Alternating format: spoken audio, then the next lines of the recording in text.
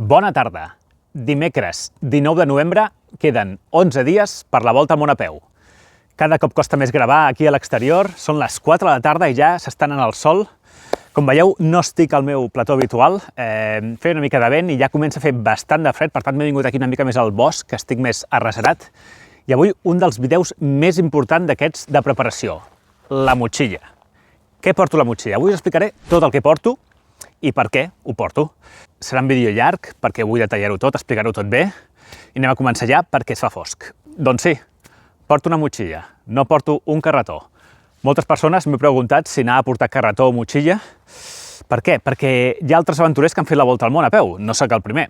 I els més famosos, el Nacho Dean, l'italià, el Nicolo Guerrera, etc., molts d'ells portaven un carretó. El carretó fa que tu no hagis de portar el pes a l'esquena i tu vas així i doncs és més còmode. Pots portar més pes a més, pots portar molta més cosa. Problema, el carretó et restringeix a caminar per carreteres, bàsicament. I això et restringeix molt. Al final, quan pots caminar per carreteres és com si fossis una bici. Només pots anar per determinats jocs on van les bicis. I jo no vull això. Per mi el caminar ha de ser una cosa, la màxima flexibilitat del món. I en la motxilla jo puc anar on no poden els ciclistes. Puc pujar muntanyes, puc anar per rierols, puc pujar escales, que amb un carretó és molt complicat. Puc emportar-me la motxilla on sigui, no l'he de deixar fora dels establiments perquè és massa gran i s'embruta, etc. La motxilla és molt més flexible. A part que jo he anat sempre amb motxilla i no tinc cap problema. Clar, què passa? Potser altres aventurers no estan tan acostumats a portar material ultralleuger com jo, i jo sí. Pels que no em conegueu, totes les meves travesses les he fet amb un material molt ultralleuger. He anat amb un pes base, que és el pes sense l'aigua ni el menjar, de 5 quilos o menys, i això és molt poc. La Transpirinenca crec que vaig anar amb 5 quilos i pico, però bé, en qualsevol cas anava molt lleuger. I per aquesta travessa no serà una excepció. Vaig una mica més carregat, però això ho veurem al final, que us ensenyaré quan pesa. Bé, la motxilla és una Osprey Exos 38. Què vol dir això? Que és de 38 litres, és de la marca Osprey, i potser aquesta és la motxilla més popular de totes les motxilles que es fan i es desfan en el món del senderisme. Potser la que veureu més quan aneu por ahí, al Camí de Sant Jaume, o a la Transpirinenca, o aquest tipus de travesses. És la més popular. 38 litres és suficient, no et sembla molt poc, Enric? És justeta, admeto. Admeto que l'he ficat tota i és una mica justeta, però cap. I el fet que sigui 38 litres, doncs, fa que pesi menys. I per mi el més important és això. Tot el material que hi ha aquí dintre està pensat perquè pesi el menys possible i pugui caminar més llargues distàncies i amb lesioni més. D'acord, què tenim a la motxilla? Doncs aquí tinc els pals de la tenda, que veurem després. Com veieu, la tenda aquesta té pals. Tinc una ampolla d'aigua aquí, i aquí al costat tinc una altra ampolla d'aigua amb aquest tub. Val, què passa? La meva motxilla que vaig portar a la Transcaucàsica era una motxilla molt ultralleugera que només passava mig quilo. Aquesta, la Osprey, pesa 1 quilo i tenia aquestes coses, els soft flags, aquests de corredor. Llavors, tu per veure simplement havies de fer així i bevies. Era molt còmode. Em va encantar, era el millor de la motxilla. Clar, amb aquesta no, aquesta n'has d'anar traient aquí les ampolles i trobo que és una mica farragós. Llavors m'he comprat això, que no ve a ser un bladder d'aquests que es fica dintre, però connecta a una ampolla, treu el tub i pots veure d'aquí. Fas així i veus. Clar, doncs això és com si tinguessis aquí el soft flask i és molt còmode per veure. Bé, en fi, no ho he provat mai, ho provaré a la travessa per primer cop i si veig que no m'agrada sempre puc tirar i anar amb ampolles normals. Però bé, s'adapta a qualsevol ampolla de rosca, té dos adaptadors per més grans i més petits, llavors simplement l'endolles i passa l'aigua aquí. Té molt bona pinta, ja veurem la durabilitat i si dona molt sabor a l'aigua plàstic o no, etc. Què més? Aquí la motxilla té unes butxaques. En aquestes butxaques tinc uns auriculars amb Bluetooth per anar escoltant de tant en quant música o podcast. Tinc la crema solar, aquesta és del Decathlon. És amb stick, és la que sempre he fet servir. I bé, el fet que sigui en stick el que fa és que te la pots posar sense haver d'embrutar-te les mans i fas així i ja està. A més, pesa menys perquè no és de líquida, no té aigua. I també porto una cosa molt important per mi i que hauríeu de portar tots al senderisme, que és el cacau de llavis, perquè amb el vent s'assequen els llavis i és molt incòmode. I a l'altra butxaca d'aquí posaria el mòbil que ara mateix estic gravant. També tinc el trípode, que me'l ficaria penjat per aquí o per alguna banda, que també està ara mateix gravant. En aquesta butxaca d'aquí porto les piquetes. Encara no tinc clar quines portar, si aquestes que són tan fines o unes noves que tinc que venien a la tenda de campanya, que semblen bastant bones. Aquestes fines són molt lleugeres, són de titani, i les vaig fer servir a Geòrgia i em van anar molt bé. Però sí que és veritat que per dies de vent molt fort pot ser que no siguin suficients. Per tant, potser em porto les altres o una mescla. Encara tinc una setmana per decidir-ho. I també porto una gorra. Mai m'ha agradat portar gorra, sempre he portat barrets, però en aquesta travessa, com a mínim a la part d'hivern, no portaré un barret. Per què? Doncs perquè a l'hivern el sol toca molt baix. Per tant, el barret no té molt de sentit perquè no et ve el sol pel costat, et ve com més per baix. A més, portaré aquesta samarreta que té una caputxa i amb el barret això no enganxa. En canvi, una gorra enganxa perfecte, com podeu veure. Em queda protegit dels costats, del darrere i una mica pel davant amb la gorra. Anem a obrir la motxilla, a veure què hi ha. Primer de tot, la bossa del menjar. Aquesta bossa, quan acampi, la penjaré a un arbre perquè no vingui cap senglar a molestar-me o cap animal. I us ensenyaré el que porto dins. Primer de tot, una spork. Això què és? Una mescla entre una spoon i una fork. Per tant, entre una cullera i una forquilla. Està bé perquè serveix per menjar tant líquids com sòlids, només n'he de portar un. És de titani i pesa poquíssim. Porto aquest pot, que porta una mescla d'espècies i sal per cuinar-me una mica els meus menjars i ficar-li sal i una mica de sabor. Porto una navalla de vital importància. En aquest cas és una Opinel. Jo mai he portat navalles tan grans, entre cometes, no és gran, però sempre n'he portat de més petites. Però mira, aquesta ens servirà per tallar formatge, tallar pa, tallar embotit. No és la més lleugera del mercat, però és força lleugera i talla bastant. I també porto el fogonet. O no? M'heu d'ajudar aquí, què opineu? He de portar el fogonet o no? Ja sé que la majoria em direu que sí, però encara no ho tinc clar. Vaig tirar cap al no portar fogonet i només menjar en fred, d'acord? Però com vaig quedar l'altre dia amb el Pau Hidalgo, que aneu d'anar a veure el vídeo que està aquí, que va fer la volta al món en bicicleta, em va dir que em recomanava que em portés un fogonet, perquè per l'hivern és molt reconfortant menjar calent. I, home, té bastanta lògica. El problema del fogonet no és tant portar tot el material de cuina, sinó portar la bombona, que al final aquesta, per exemple, ara mateix pesa 250 grams, que diràs, no és gaire. Home, sí que és, tot va sumant, tot va sumant. Doncs aquí tinc la bombona i a més s'ha d'anar a comprar. S'ha d'anar comprant recanvis, en alguns països no tenen. També tinc una setmana per pensar-m'ho.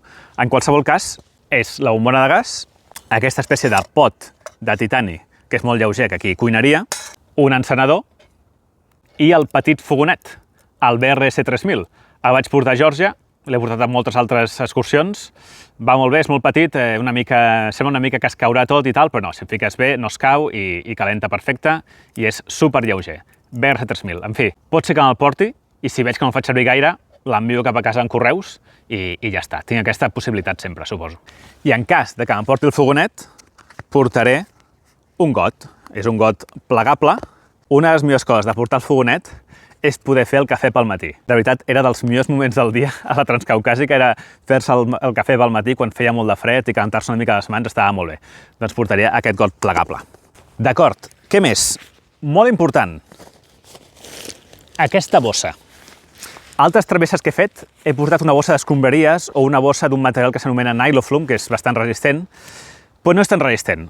Anem a veure, tu necessites alguna cosa per protegir el material de la pluja, que tingui redundància, és a dir, tu portes el sac i l'electrònica en una bossa estanca, però després totes les bosses estanques les has de ficar dintre d'una altra bossa per protegir de la pluja com amb redundància, no? Doble protecció. Doncs bé, tant la bossa d'escombraries com la bossa de Nyloflume se'n van trencar d'una manera o una altra. Per tant, aquest cop m'he comprat una bossa de Sea2 Summit, una bossa estanca molt gran, on fico les altres bosses estanques a dintre.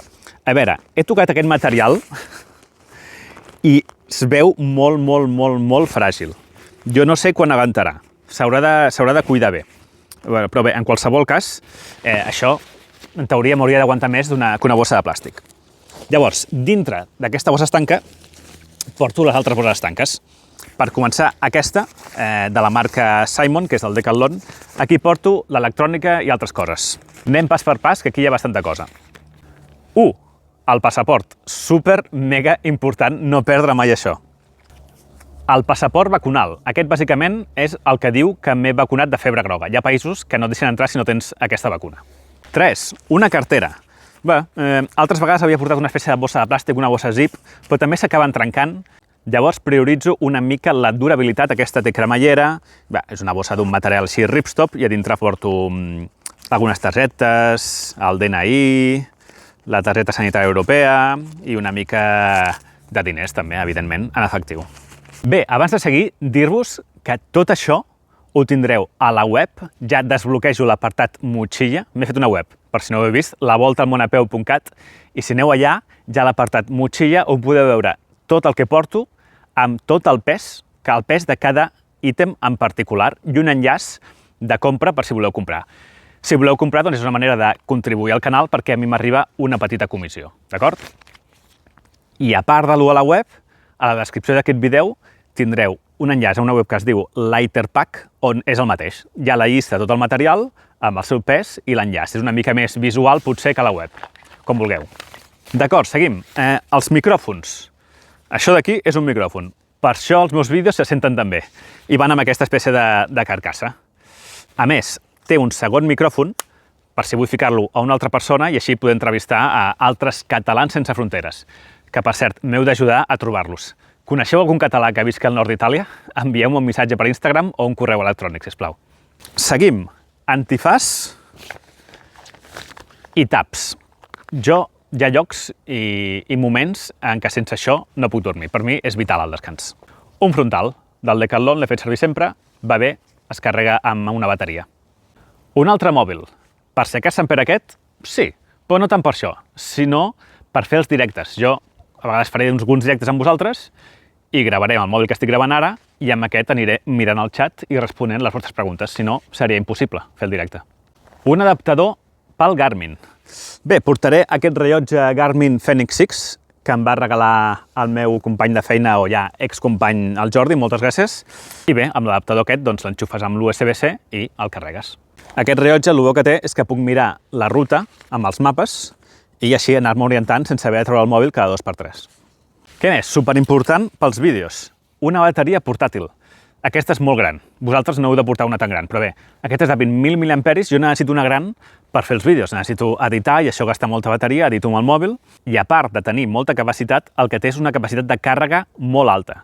Es carrega molt ràpid, a uns 90-100 watts. Això el que fa és que es pugui carregar en uns 40-50 minuts. No has d'estar 3 hores sentat a un bar o anar-te a un hotel per carregar, perquè amb aquest carregador pots carregar-ho això en 30-40 minuts. Per mi això és superimportant. Pares a un lloc, enxufes una estona, pum, i ja està, i te'n vas.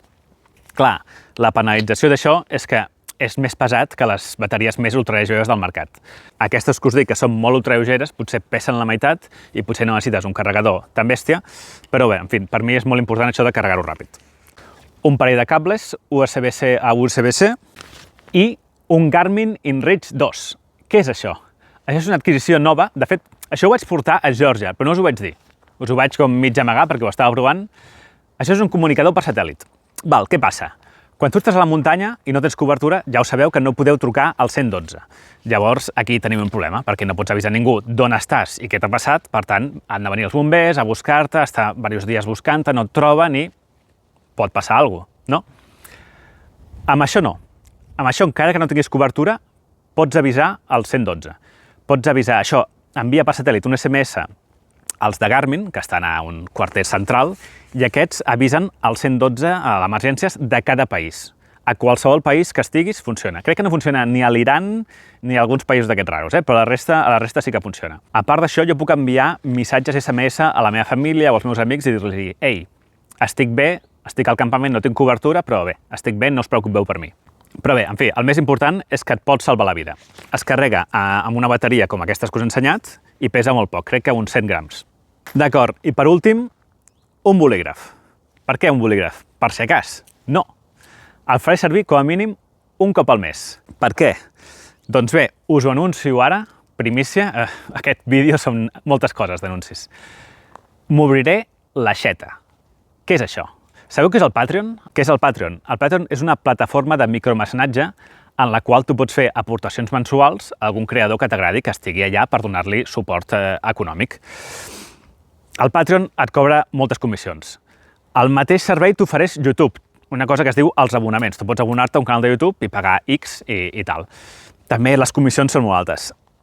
Alternativa, l'Aixeta. L'Aixeta és una espècie de Patreon, de plataforma de micromecenatge catalana. És una ONG que porta el cantautor Cesc Freixas i ell mateix es va posar en contacte amb mi i em va dir «Ostres, aquest projecte molt guapo, potser et podries obrir una Aixeta».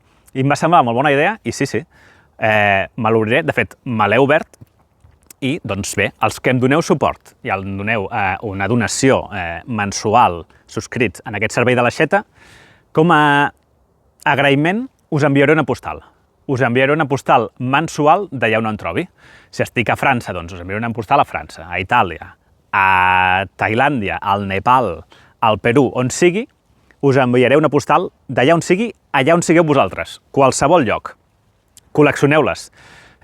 Us podeu apuntar ja, no els l'enviaré fins que no hagi sortit, evidentment, no començarà a comptar fins que no hagi sortit. I bé, ho aniré explicant, ho aniré anunciant a poc a poc, però bé, si les voleu col·leccionar i tenir totes, doncs més val que us apunteu al principi, perquè, evidentment, un cop hagi enviat la primera, doncs ja no les podrà rebre mai més. I jo què sé, potser algun dia valen alguna cosa, no? L'Aixeta, tindreu l'enllaç a la descripció. Val, seguim. El necessaire. També el portava abans una espècie de bossa zip, però es trenca en tot això. Llavors m'he comprat una també semblant a l'anterior, de ripstop i així amb una cremallera. Molt ràpid. Vaselina, que a mi hi ha llocs que quan suo molt se m'escouen. Espadadrap, per si cas. Pastilles Evastina. Això és un antihistamínic. No tinc al·lèrgies, que jo sàpiga, però bé, mai se sap si em pot passar alguna cosa, doncs mira, per si cas. Una petita maquineta d'afaitar, que, bueno, molt de tant en quant l'hauré de passar. Uns pegats per reparar el matalàs inflable per si cas. Enantium, m'ha salvat tantes vegades, no pot faltar a la meva farmaciola. Apòsits antiampolles, rarament me'n surten ja a aquestes altures, però bé, un parell em portaré. Paracetamol, bueno, serveix per moltes coses, em porto un parell de tires d'aquestes, em porto 10. Unes pinces per treure'n pèls o el que sigui, i unes pinces especials de punta fina per treure'n paparres. Això és la millor eina per treure paparres. Ho fiqueu a prop de la pell i, prup, les agafeu de les potes i les traieu. A veure, espero no haver-les de fer servir mai, però, en fi, l'enfermetat de Lyme, que és la que transmeten, pot ser molt xunga. Un petit superglue, el vaig fer servir a la transcaucàsica i em va salvar. La veritat és que, per res, per 1 gram o 2 grams que pesa això, et pot refer una reparació bastant important.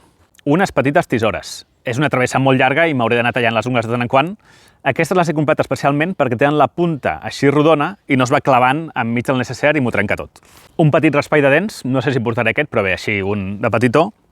I una crema dental, també d'aquestes de viatge petites. Pastilles, aquestes són acitromicina, això és un antibiòtic. Bé, vaig anar a ficar-me les vacunes i em van dir mira, et farem una petita farmaciola perquè t'emportis i em van donar això. I em van dir, això no t'ho pots prendre sense prescripció mèdica, però ho portes a sobre per si cas estàs a un país o en un lloc on no pots accedir a antibiòtics, doncs així el portes a sobre. Bueno, són només 3, pot servir. I per últim, una mica de paper de vàter. Molt poc. Tu diràs, home, no necessites una mica més per anar al lavabo? Doncs no. Aquestes ampolles que tinc amb el tap esportiu, com tenen la boca fina, quan tu apretes, pup, surt un raig que et tires per aquí, pup, i et neteja el pompis bastant perfectament. I llavors simplement fas un parell de passades i ja en tens prou. Molt bé. Seguim una cosa molt important, que és el tema de la pluja. Portaré uns pantalons completament impermeables, són els que m'han acompanyat a la majoria de les meves travesses, doncs res. Aquest, depèn de quin calçat tinguis, te'l pots posar sense haver-te de treure les sabatilles, cosa que està bastant bé. Què més? Una nova jaqueta de pluja. A totes les travesses que he fet he portat la mateixa jaqueta i aquest any doncs he renovat. A més és d'aquest color blau, que ja sabeu que a mi m'agrada, tinc les sabatilles blaves, la motxilla blava, la samarreta blava i ara la jaqueta de pluja també blava. Aquí anirà patrocinada, però aquest patrocini encara no l'he posat, així que no dic quin és. I una novetat, que són unes manoples impermeables. El tema dels guants, el tema de les mans, funciona una mica com les capes de la roba de la part superior. També has de ficar-te capes. Tenim uns guants, que després us ensenyaré, que són uns guants com finets, que no són impermeables, i després aquestes manoples, que són impermeables, que quan plogui doncs serà molt important, especialment quan faci fred ara a l'hivern, doncs portar-les per no congelar-me les mans. Espero que vagin bé, tenen bona pinta, són molt lleugeres, també del Decathlon. Per aquí tenim una cosa que és el terra de la tenda, però bé, això us ensenyaré després quan parlem de la tenda.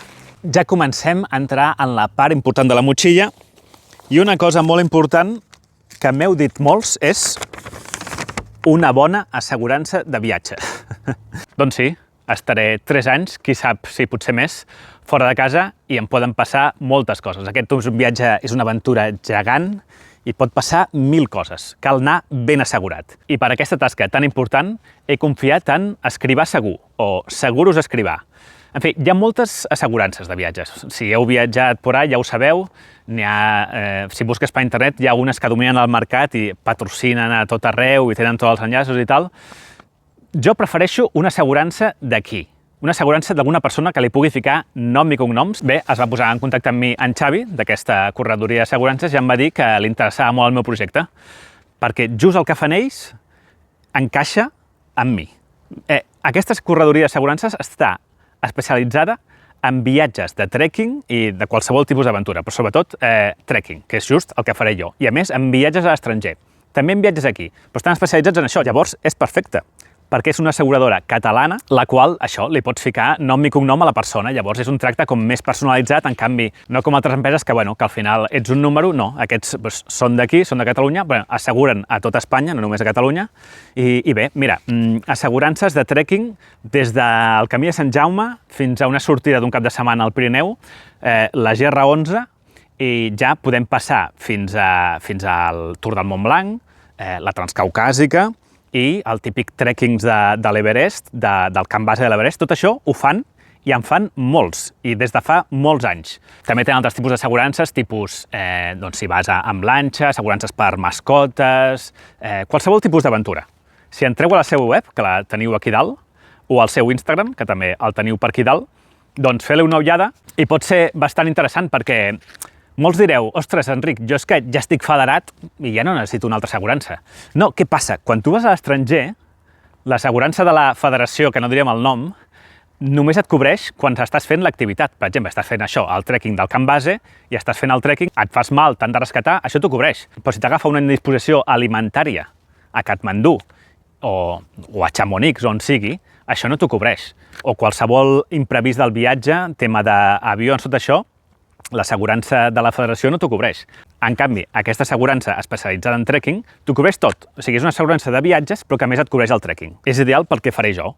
Un viatge que inclou trekking, senderisme, però també inclou aventures per ciutats o carreteres o enfermetats, em pot mossegar un gos, em poden passar 1000 coses, d'acord? Escrivà Segur, moltes gràcies per confiar en mi. La vostra ajuda serà primordial per completar aquest viatge. Seguim, està a punt de marxar el sol, a veure si dona temps. D'acord, el matalàs inflable, superimportant, el vaig portar a Geòrgia, és molt còmode, és de l'AliExpress, sí, és molt barat. No sé si està en estoc, haureu de mirar-ho, però ara ve el test real, perquè en teoria té R6, això vol dir que és càlid, és per temps fred, però clar, encara no l'he provat a l'hivern. L'hauré de provar i ja us diré què tal. Sé que de comoditat és molt bé. Doncs mira, té aquí la vàlvula i res, simplement bufes i s'infla. En fi, hi ha gent que va amb els matassos aquests d'espuma. Ostres, jo no sé com dorm la gent en aquest tipus de matalassos. Jo no puc. Jo necessito un matalàs d'aquest inflable que, ostres, tu, és un altre nivell, eh? Jo ja tinc una edat, tinc 37 anys, jo no puc dormir al terra de qualsevol manera. He de descansar bé per una aventura tan gran. Què més? Aquí dintre què tenim? Aquesta bossa estanca, que és de la mateixa marca que l'anterior, del Decathlon, però una mica més gran, perquè aquí va la xitxa, el sac de dormir i la roba. Primer, uns mitjons d'hivern, ben calentons per la nit. Uns leggings, una tèrmica, unes malles tèrmiques, també doncs, per la nit. Aquí aniria aquesta espècie de polar, d'un material que es diu Alpha Direct, és un material molt fi, és molt lleuger, això pesa només 150 grams, però abriga que Déu-n'hi-do. Ara fa bastant fred i amb això estic bastant bé. A més, té caputxa i tal. Deixa passar bastant el vent, llavors en aquest sentit està malament, o bé, depèn de com ho miris, perquè transpira bastant, llavors fa que no suïs tant, però bé, en fi, el dia que vagi vent, doncs em fico a l'impermeable i ja està. I també portaria aquí una samarreta tèrmica, que ara mateix doncs, la tinc posada, perquè també fa una mica de rasca, doncs que ens serviria també com a pijama. També portaré un buff. És un buff de Columbia, que no és el típic buff, sinó que és una mica més abrigat i té aquesta part d'aquí que és com reflectant, llavors fa que reflexi una mica el calor i, en fi, em protegerà bastant el coll i quan faci fred fins i tot me'l puc posar fins aquí, fins al nas. Novetat, uns mitjons de plomón per complementar aquests d'hivern. Portaré uns mitjons de la marca Nature Hike que tenen plomes a dintre. Jo, ostres, és que pateixo molt de les extremitats quan fa fred i, en fi, aquesta acampada que vaig fer a Tor aquest any passat, ostres, vaig passar una mica fet als peus, jo crec que amb això estarà bé. Bueno, a veure què tal. Si veig que no ho necessito, doncs ja ho llançaré, no? Però al principi té pinta que pot calentar bastant. Mira, ja ho tinc a les mans i ja m'està calentant. I per últim, el sac. El sac que m'heu vist a totes les meves aventures, evidentment no el portaré perquè és un sac d'estiu. Llavors m'he comprat un sac d'hivern que és aquest. Ha! Temperatura de confort -2. Marca Aegis Max. És de l'Express també, però bueno, en fi, és una marca que és bastant coneguda. En principi hauria d'estar bé. I en fi, això no és un sac normal, sinó que és un quilt. Què és un quilt? Bé, per començar us hauria d'explicar com funciona un sac. Un sac funciona perquè les plomes es fan com grans i van fent com petites capes d'aire que fan que el teu aire calent es quedi allà i et dona calor, no? Què passa? Quan comprimeixes aquestes plomes, per exemple, les que estàs sobre teu al matalàs, perquè estàs apretant-les sobre seu, això no calenta res, perquè no estàs creant aquestes capes d'aire. Per tant, com les que estan a sota teu no serveixen de res, els quilts el que fan és que, doncs, prescindeixen d'aquesta part de baix. Per tant, tu estàs directament a sobre el matalàs. Això el que fa és que estalviïs pes. I a més, depèn de com pot ser més còmode, perquè en realitat tu no estàs així ficat com una mòmia a dintre el sac, els típics sacs mòmia, sinó que tens com més espai per donar-te les voltes a dintre del matalàs. Jo ja he provat, el meu anterior sac també és d'aquest tipus quilt i és molt còmode. Doncs bé, a veure què tal. També portaré els altres guants més fins que us he dit i, doncs, uns boxers de recanvi. Bé, ja sé que esteu pensant, s'està abundant el sol. Falta alguna cosa aquí, Enric. Aquí et falta una jaqueta gruixuda per l'hivern i tal, perquè, ostres, farà molt de fred i t'has d'abrigar una mica més. Aquest polar no és prou. Espereu. Espereu perquè tinc una sorpresa per vosaltres. M'he comprat aquest sac no només perquè és càlid i tal, sinó pel següent. Aquí té una cremallera que l'obrim, fem així, i ens el podem ficar així. Llavors, aquí, amb els enganxes aquest, ho lliguem així.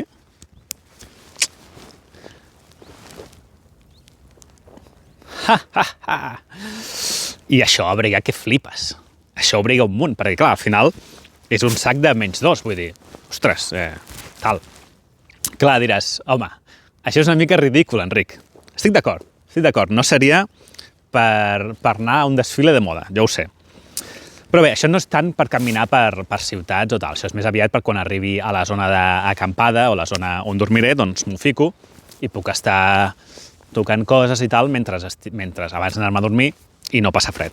Ara no ho faré, però si em fiqués la jaqueta de pluja per sobre d'això, m'ho puc recollir i ficar així, llavors sí que aniria embotit i sí que em serviria per caminar pel carrer. Bé, en fi, encara no ho he provat mai, però té una pinta, en el sentit que, doncs mira, m'estalvio portar una jaqueta i això pinta d'abrigar bastant. No ho sé, ja us ho diré. I bé, he deixat pel final el més important, potser, que és la tenda. Està en el fons d'aquesta bossa estanca, que és la que us he ensenyat abans, aquesta que us dic que és tan així fineta. Doncs bé, m'he comprat el Ferrari de les tendes. Jo normalment sempre m'heu vist que portava una tenda de pals de trekking, d'aquestes que es munten amb els pals de trekking, llavors fan que sigui molt lleugera. Doncs bé, m'he comprat això, el Ferrari de les tendes. Aquesta és una tenda de pals normals, és la Durston X-Dome One Plus. Bé, en fi, potser és una tenda que és poc coneguda perquè fa poc que ha sortit al mercat i bé, en fi, jo crec que és la millor tenda que hi ha ara mateix, de tendes autoportants. Què vol dir autoportant? Doncs com es munta amb els pals normals, jo puc agafar-la i no necessito piquetes perquè estigui dreta. No he volgut portar una tenda de pals de trekking per diversos motius. Un, no portaré pals de trekking, Podria haver-los portat, però sincerament, aquesta primera part del viatge, com a mínim, passaré bastant per zones bastant planes. I jo el que he vist, i el que vaig veure a la travessa que vaig fer de Catalunya sud-nord, vaig anar des del sud de Catalunya, des del punt més sud, fins al punt més nord. Teniu els vídeos al canal de YouTube. I en aquesta travessa, doncs, vaig notar que les zones més planes, durant els 7 primers dies, o 6 primers dies, no feia servir els fars de trekking. I molestaven més que una altra cosa. Per tant, vaig dir, ostres, potser en aquesta travessa passarà igual, per tant, no en portis. Però clar, llavors necessito una tenda que s'adapti en aquestes condicions. I la més lleugera i la més gran de tot el món és aquesta. Pesa 1 quilo, aproximadament, i és molt gran. Però, o sigui, ho vaig comparar amb la tenda d'un amic, de l'Eli del Pirineu. En fi, ell té una tenda que està molt bé, una MSR, però, ostres, estaves dintre i era com un sarcòfag gairebé. En canvi, aquesta és que és un palau. És un palau. L'he provat només una nit, ara la veureu aquí perquè la tornaré a muntar, però és increïble el gran que és i té diversos avantatges. Ja en parlarem més de la tenda, però en fi, 1. És de polièster, cosa que fa que absorbeixi menys aigua. Les tendes normalment són de nylon i el nylon absorbeix bastanta aigua, el polièster no. Per tant, simplement pel matí fas així, i fa que vagis menys carregat un altre cop quan fiques la tenda dintre la motxilla. Després, com us he dit, això és bastant gran, té una forma així com trapezoidal, que fa que tinguis més espai, però també tens avancer, d'acord? I el fet de que sigui completament autoportant, no semi-autoportant, com algunes, sinó completament autoportant, fa que ho pugui muntar en superfícies de formigó o de fusta. I això m'interessa molt perquè jo veig altres aventurers que fan aventures similars, que van caminant pel món o fan travesses molt llargues semiurbanes, i al final acaben ficant la tenda a llocs que no necessàriament pots cavar les piquetes. I tu, amb una tenda de pals de trekking o una tenda semi-autoportant, has de clavar les piquetes. Amb aquesta no cal. Home, és aconsellable clavar-les per si hi ha molt de vent o perquè és més sòlida, però, bé, en fi, en cas necessari podria no clavar, i per això també l'he escollit. M'ha costat molts diners, la veritat, perquè l'he importat del Canadà, és una marca canadenca, en fi, i he hagut de pagar, a part dels 300 i pico euros que val, doncs 21% d'IVA i 10% d'arancels. M'ha costat un poc més de 500 euros, vull dir que... Però, en fi, ha de ser casa meva durant 3 anys, per tant, crec que és millor fer aquesta inversió, no creieu? Una altra cosa bona de la tenda és que tu pots muntar l'exterior abans que l'interior, cosa que és molt positiva per si està plovent. Si està plovent, t'interessa muntar primer l'exterior i després, un cop a dintre, vas muntant l'interior des de dintre i així no es mulla i no et mulla ni la motxilla, ni se't mulles tu, ni et mulla la tenda, ni et mulla res. Bé, en fi, ja anirem parlant de la tenda, a veure què tal quan la vagi fent servir. Doncs ja ho tindríem. Ha arribat justet pels últims rajos de sol. Coses que no portaré, per exemple, no portaré un llibre, no portaré xancletes, no portaré un Kindle, no portaré mapes, no portaré un matalàs d'espuma addicional al matalàs inflable, no portaré un frontal addicional per si a cas, i en fi, etcètera, de coses que deixaré a casa. Ja anirem parlant d'això. Ah, i una cosa que encara tampoc he decidit, em falten aquestes 3 coses per decidir-me, que és el filtre d'aigua, perquè realment aquesta primera part del viatge jo no sé si el faré servir gaire. Com passaré per bastants pobles i serà hivern, que no farà massa calor, no sé si el necessitaré. En qualsevol cas, si el porto, doncs ja us l'ensenyaré al primer o segon dia de ruta. De roba portaré aquesta samarreta que m'heu vist en altres vídeos d'aquest color tan llampant, aquests pantalons llargs, que no són convertibles d'aquests en cremallera, són simplement llargs, i bé, començarem aquestes sabatilles, que són les que vaig fer servir per la Transcaucàsica. Ja estaven una mica cascades, però bueno, encara aguanta una mica i les allargaré com a mínim fins a França. Al final m'he posat a gravar els plànols de la tenda i se m'ha anat el sol. Bé, el pes de la motxilla, el més important. Doncs mira, l'he pesat just abans de començar a gravar el vídeo i em pesava, com podeu veure en pantalla, 7,7 quilos aproximadament. D'aquests 7,7 li hem de treure uns 700 grams d'aigua que portava a una de les ampolles. Li hem de treure la bombona de gas, que és una mica trampa, però bueno, normalment per calcular el pes base es treu el pes dels materials consumibles, i li hem de ficar el pes del polar i de la tèrmica, que porto posades. Llavors, més o menys, sortirien al voltant dels 7 quilos. És molt? És poc? Home, és més del que he portat en altres travesses, però realment és bastant poc, Estic content amb aquest pes i amb el que porto, perquè porto una motxilla amb un marc ben confortable, una motxilla B, no una motxilla ultralleugera, porto una tenda autoportant, porto material d'hivern, és a dir que, en principi, hauria d'estar bé. Ara em direu, Enric, ostres, et falten aquí pantalons curts i coses per quan vinguin més a l'estiu, no? La travessa és molt llarga i passaré per molts llocs i aniré comprant i tirant coses a mesura que, o regalant coses a mesura que vagi passant el viatge. També em faré enviar des de casa el sac d'estiu on em trobi quan arribi l'estiu i enviaré a casa el sac d'hivern i aniré canviant coses, les samarretes doncs les aniré canviant, m'hauré de comprar a tard d'hora una màniga curta, un pantalons curts, etc etc. El material anirà mutant, però bé, aquest és amb el que surto per l'hivern europeu. Vosaltres veureu aquest vídeo el diumenge, per tant, faltarà una setmana per començar la Volta a Món a peu. Tots els que vulgueu venir, esteu convidats, no cal que em demaneu permís ni res, simplement us presenteu allà, el diumenge 30 de novembre a la plaça Catalunya de Barcelona a les 12 del matí. Tingueu en compte que aquell dia hi ha la cursa Jan Bohem, i aquesta cursa, són diverses curses, però acaben a les 2 del migdia. Per tant, tota la zona al voltant de plaça Catalunya i plaça Espanya allà, tot això està una mica tancat, per tant, no vingueu en cotxe, o si veniu en cotxe, aparqueu-lo, entre cometes, juny, i agafeu el metro o el tren fins a la plaça Catalunya, que no teniu cap problema, llavors sortiu per sobre terra i ens trobem allà. Bastants nervis, bastant fred. Fins al proper vídeo.